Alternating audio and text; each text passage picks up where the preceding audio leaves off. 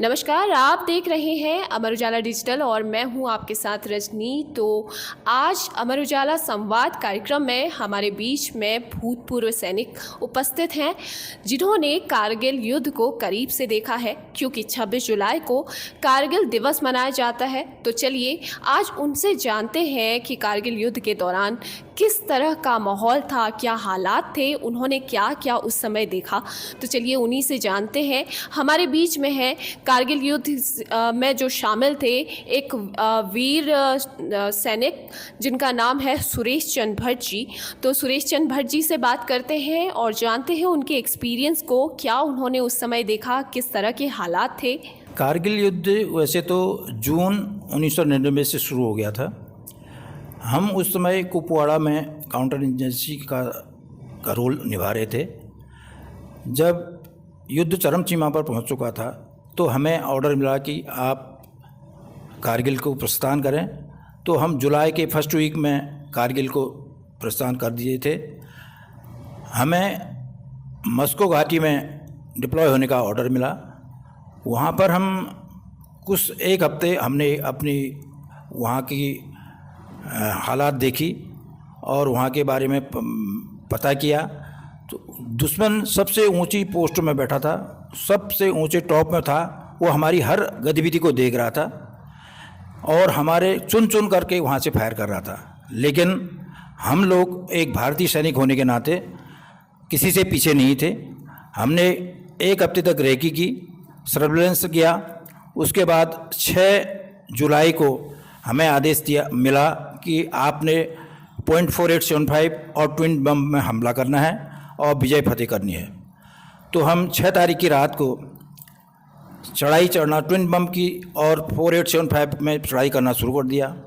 गोलियां चल रही थी, दुश्मन का आर्टिलरी हो रहा था। ऊपर से जो पलटने थी, उस समय का दर्द बयान नहीं कर सकता है। ऊपर से लाशें आ रही थी, हम लोग ऊपर चढ़ रहे थे। करीब 10 बजे तक हम अपने जगह पर पहुँचे। आमने सामने से गोलियां चल रही थी, दुश्मन का फायर हो रहा था, हमारी भी मशीन गन से फायर हो रही थी। हमारे कमांडिंग ऑफिसर खुद फायर कर रहे थे। हमारे फायर बेस में बैठे हुए आदमी भी अपने हथियार को डिप्लॉय करके फायर कर रहे थे। उसी समय दुश्मन का एक आर्टिलरी आया तो उसमें हमारे 8 जवान वीरगति को प्राप्त हो गए। सर, कितने जवान उस समय आप लोगों के साथ में शामिल थे? हम करीब उस समय हमारी एक पूरी बटालियन थी, करीब 700-800 जवान हम थे, पूरी बटालियन थी। तो उसके बाद हम आगे बढ़ते रहे। दूसरे रात को ही हम आगे चले। मुठभेड़ की लड़ाई चल रही थी, ट्विन बम को हमने कब्जा करना था। पाकिस्तानी सैनिक गोलीबारी भी कर रहा था और भग भी रहा था। इतने में हमारे सैनिकों ने उनको भगते हुए भी देखा तो हमारे वीर सैनिक ने ही एक अपने दाव से उसका एक सर काट दिया और उसने हमको हमारे सीओ साहब को दिया। उसके बाद दूसरे दिन उस समय भी हमारी मुठभेड़ की लड़ाई में भी हमारे 8 जवान शहीद हो गए। उसके बाद दूसरे दिन हमने उसके दूसरे सुबह ही हमने उसके मोटर पोजीशन में, हथियार अम्युनिशन डंप में और राशन डंप में अटैक किया। उसमें से हमने उसके बहुत सारे हथियार अम्युनिशन को बरामद किया। और उसका जैसे कि आपको पता ही है कि हम बहुत ऊंची चढ़ाई में चढ़ रहे, हमारे पास कोई खाने पीने का कोई साधन था नहीं। हमने उसी के राशन से अपना एक हफ्ते तक हम उसी के राशन से हमने अपना काम चलाया। उसके बहुत सारे हथियार हमने जब्त किए और उसके बाद भी हम वहीं डिप्लॉय हो गए। उसके बाद 26 तारीख जब आई, 26 तारीख को उन्होंने कहा कि सीज फायर होगा। तो उसमें भी क्या था कि उन लोगों ने माइनफील्ड लगाना शुरू कर दिया था। उसमें भी हमारी कैजुअल्टी हुई, लेकिन हमने उनको बहुत खदेड़ा और उनको पता चला कि ये एक पहाड़ी कौम की फौज यहाँ पर है। तो वो जब तक हम 2 साल वहाँ रहे, 2 साल उसके बाद हम रहे, लेकिन हमारा दबदबा उस पर रहा और वो इतना साहस नहीं कर पाया कि हम पर अटैक करने का। सर, जैसे कि सर आपने बताया वहाँ पे जो एक्सपीरियंस आप लोगों का था वो उस समय लड़ाई वाला था, तो कैसे आप लोग वहाँ पे रहते थे? क्या आप लोग के खाने पीने की व्यवस्था रहती थी? किस तरीके से आप लोगों का वहाँ पर जो है खाना पीना और सारा रहन सहन रहता था? इस विषय में भी थोड़ा सा हमारे दर्शकों को आप बताएंगे। उस समय हमारे पास क्या था, एक ड्राई राशन आता था छोटा सा, एक उसकी टिकिया जैसी होती थी उसकी मुंह, उसमें हम उसको ज़रा गर्म करते थे, उसको खा लेते थे। और या पीछे से जब सब पहले पीछे से आ रहा था तो एक खिचड़ी बना करके वो उसमें भेज देते ताकि हम जीवित रह सकें। तो कुछ समय तक क्योंकि उसमें हमारे पास कोई साधन नहीं थे, क्योंकि उस बर्फ़ थी और इधर उधर से हम जा नहीं सकते थे, चल नहीं सकते थे, तो किसी न किसी हालत से हम अपना गुजारा कर रहे थे। वो तो गनीमत थी कि उसी के राशन से हमने 10 दिन तक अपना क्या किया, अपना काम चलाया। उसके बाद धीरे धीरे करके हमारा सप्लाई हो गई थी और हमको राशन ड्रॉप होता था, ऊपर हेलीकॉप्टर से ड्रॉप होता था, तो हम उससे अपना काम चलाते थे।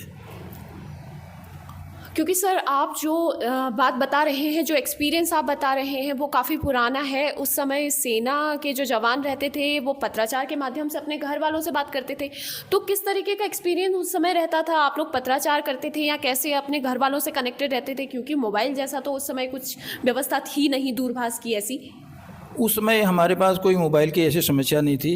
एक इनमार्शेट हुआ करता था लड़ाई के दौरान, कुछ कभी उसमें कुछ मिला, कभी मौका मिलता था तो फ़ोन से कभी किसी के पोस्टर से कोई बात हो जाती थी, लेकिन वो उनको किसी दूसरे को मिलती थी, किसी का हर की घर में फ़ोन तो था नहीं, तो वैसे लेकिन पत्राचार होता था, लेटर आते थे। लेटर आते भी थे तो वो जवान तक पोस्ट तक नहीं पहुंच पाते थे। जब बेस में जो जवान होता था वहाँ तक आते थे तो वही उसको रेडियो सेट के माध्यम से बोलता था कि तुम्हारा लेटर आया है, और वो पढ़ के सुना देता था स्टॉप करके। रेडियो सेट के कोई नियम होते हैं, वो भी वहाँ से वो जवान बोलता था कि यार तुम मेरे घर को लेटर का जवाब दे दो, तो वो लेटर का जवाब भी दे दिया करते थे। तो ये हालत थी कि लेटर भी हम खुद नहीं पढ़ पाते थे, न खुद देख पाते थे। स्लाइडिंग होती थी, बर्फ़ में जाते थे, बर्फ़ ही बर्फ़ होता था, कमर तक बर्फ़ होता था। तो हम एक दूसरे के पीछे अब रस्सी बांध के हुए जाते थे, तो रस्सी बांध के जाते थे, रस्सी क्योंकि कब स्लाइडिंग हो जाए, कब क्या होता है। हमारा एक ऐसा मौका आया, स्लाइडिंग सब हम जा रहे थे, हमारे जवान जा रहे थे, स्लाइडिंग हो गया, उस समय एक जवान दब गया। इतना दब गया कि करीब 2-4 महीने तक तो उसको पता ही नहीं चला, कितने डॉग स्क्वाड आया, इधर आया उधर आया, लेकिन कोई पता नहीं चला। बाद में 6 महीने के बाद उसकी डेड बॉडी निकली। तो मतलब फौजी जवान इतना टफ, फौजी लाइफ इतनी टफ होती है। लोग बस सिविल में आकर के तो ये बोल देते हैं कि ये फौज वालों को तो पेंशन ही बहुत मिल रही है, ये क्या करते हैं, कुछ नहीं करते हैं। लेकिन जो लाइफ जैसी होती है, शायद ऊपर वाले की कृपा होती है ताकि वो बच पाता है। आज हम उस मुंह से यहाँ बच गए, तब आपके सामने बात कर रहे हैं। हमने कभी नहीं सोचा था कि हम कभी आपसे ऐसी बात करेंगे। इसलिए ये लाइफ बहुत कम। 6 महीने के बाद उसके माँ बापों को क्या बीती होगी, 6 महीने के बाद उनकी लाश गई घर।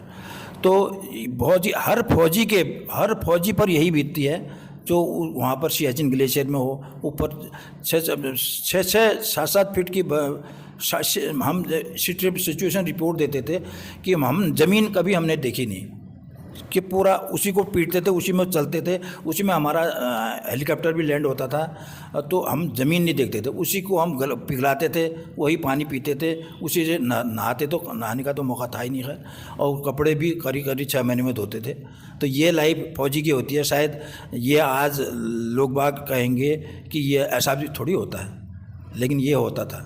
हमारे बीच में कैप्टन महेंद्र सिंह कोश्यारी जी, जो कि इंडियन पीस कीपिंग फोर्स के सदस्य रहे हैं, हिस्सा रहे हैं, वो भी हैं, तो उनसे भी जानते हैं कि उनके एक्सपीरियंस क्या थे। सर आपका बहुत बहुत स्वागत है अमर उजाला डिजिटल में। आपका धन्यवाद जी। तो सर आपका एक्सपीरियंस क्या रहा, क्योंकि उस समय सरकार के खिलाफ लोग लड़ रहे थे वहाँ पे अपने अधिकारों के लिए, तो किस तरीके का उस समय माहौल था, क्या हालात थे? उस समय बेसिकली जो श्रीलंका में एक तरह से सिविल वॉर था। LTT एक ऑर्गेनाइजेशन था तमिल का, जो वहाँ के फौज के खिलाफ लड़ रहा था। बेसिकली वो अपने राइट्स के लिए लड़ रहे थे। बट जब यहाँ से IPKF श्रीलंका पहुँची तो शुरू में तो उन्होंने स्वागत किया आर्मी का, इंडियन आर्मी का, क्योंकि वो ये सोच रहे थे कि ये इंडियंस हमारे ब्रदर्स हैं, और बड़ा अच्छा वेलकम किया उन्होंने वहाँ पर। बट बाद में हालात बिगड़ गए। वहाँ पर इंडियन आर्मी और LTT, जो कि बहुत ही खतरनाक लड़ाकू ग्रुप था वो उनका, तो उनके बीच में जो है कन्फ्रंटेशन शुरू हो गया। और वह कन्फ्रंटेशन जो है बहुत ही खतरनाक साबित हुआ। इंडियन आर्मी को वहाँ पर बहुत लॉस हुआ। मैं उसमें 12 जाट रेजिमेंट में था। हमारे CO जो है खुद इंजर्ड हुए इसमें, और करीबन 10-12 जवान उसमें शहीद भी हो गए। तो इस तरह से इन टोटल अगर देखा जाए तो इंडियन आर्मी का वहाँ पर बहुत ही ज़्यादा नुकसान हुआ और गेन वहाँ से कुछ नहीं हुआ। अभी तो मैं नहीं कह सकता कि ये किस तरह का डिसीजन था वहाँ पर आर्मी भेजना, बट मैं जहाँ तक सोचता हूँ उससे इंडियन आर्मी को कुछ मिला नहीं। तो हमारे बीच में एक भूतपूर्व सैनिक और हैं जिनका नाम है प्रकाश मिश्रा जी। प्रकाश मिश्रा जी से जानते हैं, जैसे कि वर्तमान में अग्निवीर योजना चल रही है, युवाओं के लिए अग्निवीर योजना के तहत कार्य किया जा रहा है, युवाओं को उसमें भर्ती करके उन्हें रोजगार की तरफ जोड़ा जा रहा है। तो जानते हैं अग्निवीर योजना को लेकर के सर का क्या कहना है, क्या वो कहना चाहते हैं। जी सर, बहुत बहुत स्वागत है आपका। धन्यवाद। आज मैं अमर उजाला का धन्यवाद करना चाहता हूं कि इस मंच पे आज आपने हमें सभी पूर्व सैनिकों को यहाँ पर बुलाया और स्वागत किया। इसके लिए मैं अमर उजाला का ख़ास तौर से तहे दिल से धन्यवाद करता हूं। समस्त पूर्व सैनिकों की ओर से जो यहाँ पे आए हैं या फिर अन्य सभी पूर्व सैनिकों की ओर से मैं धन्यवाद करता हूं। अग्निवीर योजना सरकार द्वारा लाई गई है। सरकार द्वारा इसको एक लाभ हित के तौर पे देखा जा रहा है, तो है भी अच्छी, हमको भी लगता है कि एक अच्छी योजना है ये। मगर हम देखें तो देश के हिसाब से तो बहुत अच्छी योजना है ये, मगर हमारे क्षेत्र के हिसाब से देखते हैं या फिर कुमाऊं हिल या फिर हमारी पहाड़ी क्षेत्र के हिसाब से हम देखते हैं इसको, तो ये हम लोगों के लिए, इंडिविजुअल के लिए बड़े नुकसानदायक हो रही है। क्योंकि हमारा क्षेत्र है जो है पहाड़ी क्षेत्र से जुड़ा हुआ है, तो पहाड़ी में ज़्यादा जो रोज़गार का एक मुख्य साधन था वो फौज था। तो फौज से हम लोग क्या कि कर रहे हैं, जुड़ रहे हैं, उतना वो चीज़ें हमें देखने को नहीं मिल रही है युवाओं के अंदर। मैं खुद एक इंस्ट्रक्टर के तौर पे कार्य करता हूं और क्षेत्र के समस्त युवाओं को मैं निःशुल्क ट्रेनिंग देता हूं अपने क्षेत्र में, जहां बिंदु खत्ता क्षेत्र है। लगभग 300 से 400 बच्चे मेरे पास सुबह रहते हैं और सबको निःशुल्क ट्रेनिंग मैं वहाँ पे करवाता हूँ। तो उसमें युवाओं से जो एक पहले एक अलग टाइप का जोश था, वो जोश अभी फ़िलहाल नहीं दिखता है। फिर भी हम कोशिश कर रहे हैं, युवाओं को प्रेरित कर रहे हैं इसके लिए, और उनको हम इसके बारे में समझा रहे हैं, जो कि सरकार ने शुरू में इस चीज़ को पहले समझाना था, ग्राउंड में समझा के इस योजना को लाना था। तो सरकार की कहीं ना कहीं छोटी मोटी हो सकती हैं, हर इंसान से, हर सिस्टम से इसमें कमियां रह सकती हैं। तो वो चीज़ें थोड़ी, जो बीच में विरोध भी हुआ या फिर धरना प्रदर्शन, ये कई चीज़ें हुई, अगर सरकार इसको सही ढंग से इसको समझा पाती और फिर इसको लागू करती तो ये एक बहुत अच्छी योजना के तौर पे होता। और बाकी इसका जो रिजल्ट है वो 4 साल बाद हम लोगों को देखने को मिलेगा कि इसमें कितना कुछ है, तो उसका लाभ कितना है, कितना हानि है, ये 4 साल बाद हमको सब दिखेगा। मेरे हिसाब से देश के हर युवक के लिए फौज ज़रूरी है। ये 4 साल नहीं, 2 साल तो हर इंसान को, वो मुख्यमंत्री हो, प्रधानमंत्री हो, राष्ट्रपति हो, किसी का भी बेटा हो, जैसे और देशों में है उसी प्रकार से हमारे देश में भी होना चाहिए। हर आदमी को एक ट्रेनिंग लिया हुआ होना चाहिए। हाल ही में सोशल मीडिया में एक टॉपिक बहुत ज़्यादा वायरल हो रहा है, शहीद अंशुमन का। शहीद अंशुमन की वाइफ स्मृति सिंह, जिनको कि कीर्ति चक्र मिला और उसके बाद वो अपने मायके चली गई। अब इस बात को लेकर के हर किसी के मन में विवाद बना हुआ है, हर कोई इसे लेकर के विवाद कर रहा है। सोशल मीडिया पर ये बात बहुत ज़्यादा वायरल हो रही है। तो आज हमारे बीच में पूर्व सैनिक हैं, जानते हैं इनसे कि क्या होना चाहिए, क्योंकि शहीदों की पत्नी को ऑलमोस्ट टाइम ये होता है कि कीर्ति चक्र या फिर जो भी होता है वो उनको दे दिया जाता है। उसके बाद जो माता पिता हैं, कई बार इस बात को लेकर के विवाद सोशल मीडिया में देखने को मिल रहा है। कहा जा रहा है कि शहीदों के जो माता पिता हैं उनको भी कुछ मिलना चाहिए। तो हमारे बीच में पूर्व सैनिक आज हैं, तो इनसे जानते हैं कि क्या सही है, क्या होना चाहिए। जी सर। ये पहला केस नहीं है, ऐसे अमूमन सेना के अंदर अमूमन ये केस देखे जाते हैं कि शादी होती है, बंदा शहीद हो जाता है, 2 महीना, 4 महीना, 6 महीना या 1 साल, 2 साल, जो कि उनके बच्चे भी नहीं रहते हैं, इस टाइप के केस रहते हैं। तो जो भी उनकी वाइफ होती है वो उस घर से उसका लगाव उतना होता नहीं है, वो अपने जो मायका है उसका वहीं से उसका ज़्यादा लगाव रहता है। तो क्योंकि उस घर में वो फौजी के साथ या फिर जिसके साथ भी है वो कितना रहेगी, ज़्यादा से ज़्यादा 1 महीना 2 महीना रहती है, तो वहाँ 20 साल 25 साल रह के आती है। तो मैं वैसे भी लड़की का क्या एक लगाव मायके से रहता है। तो इसमें ये चीज़ देखने में आई है कि इसमें सबसे ज़्यादा विवाद ये आ जाता है कि जो सिस्टम से जो सरकार ने एक सिस्टम बनाया है कि कोई भी मिले उसकी वाइफ को मिले। तो अगर मेरा तो ये मानना है, अगर औरत के बच्चे नहीं हैं और उसके शादी के कुछ ही दिन बाद ये हादसा हुआ है, तो इसका क्या है, ये श्रेय माता पिता को मिलना चाहिए। क्योंकि लड़की तो कुछ ही दिन के लिए आई है और उसने दूसरी शादी करनी है और दूसरे परिवार, उसने दूसरा घर बसाना है, उसके साथ उसका नाम जुड़ जाता है उधर। मगर यहाँ माता पिता उसका क्या है, परमानेंट हैं, उसके परिवार से जुड़े लोग हैं, तो उनको एक मान सम्मान थोड़ा बहुत तो मिलना चाहिए। कुछ न कुछ सरकार ने ऐसा सिस्टम बनाना चाहिए, विवादित इस मुद्दे को विवादित नहीं करना चाहिए। आए दिन इस टाइप के केस आते रहते हैं, क्योंकि जब भी कभी ऐसा होता है तो क्या एक शहीद का जो मान सम्मान सरकार द्वारा या सबके द्वारा जो दिया जाता है, वो मान सम्मान फिर क्या है उसे परिवार द्वारा क्या है कुचला जाता है।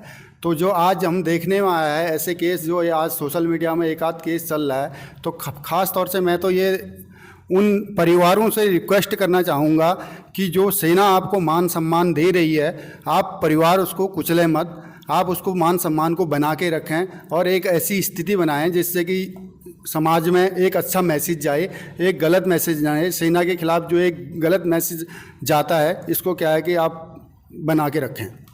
जैसे शहीद परिवार है, उसके बच्चे हो जाते हैं, तो बच्चे होते हैं तो उस मैडम को कोशिश करना चाहिए कि जहाँ उसका पति की जन्मभूमि है उसी जगह पे वो रहे, हो सके तो उधर ही कहीं वो और उसका जो मेन जो उसकी एक प्रकार की मेमोरियल है वो उसी जगह पे रहे तो बहुत बेहतरीन है। क्योंकि अभी जैसे इस गांव के में वो पैदा हुआ, सब कुछ उसके माँ बाप के गांव में हुआ है, जो केस सुनने में आया है, तो वो जाके अपने मायके में उनका नाम रख रहे हैं, तो वो तो कोई हिसाब किताब बनता नहीं। सबसे पहले महत्वपूर्ण उसका जन्मभूमि है, वो है। कोई भी चीज़ है पहले उस एरिया में होना चाहिए, उस क्षेत्र में होना चाहिए, उस गाँव में होना चाहिए, फिर उसके बाद बड़े लेवल में कहीं और भी हो सकता है, पहले उस गांव में ही वो होना चाहिए। अगर वो उनके बच्चे हैं तो मैडम की कोशिश ये रहनी चाहिए कि उनको नाम दें, बच्चों को नाम मिले पिता का।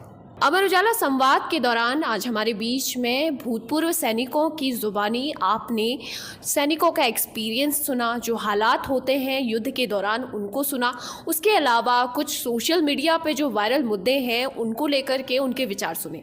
इसी तरीके की और बातें और संवाद आप लोगों के बीच में हम लेकर आइए। ऐसे ही संवाद और कार्यक्रम हम आप लोगों के बीच में आगे भी लेते आएंगे, तो बने रहिए अमर उजाला डिजिटल पर। नमस्कार। अगर आप ये वीडियो YouTube पर देख रहे हैं तो हमारे चैनल को सब्सक्राइब करें और बेल आइकन को दबाना ना भूलें। अगर आप Facebook पर ये वीडियो देख रहे हैं तो हमारे पेज को लाइक करें।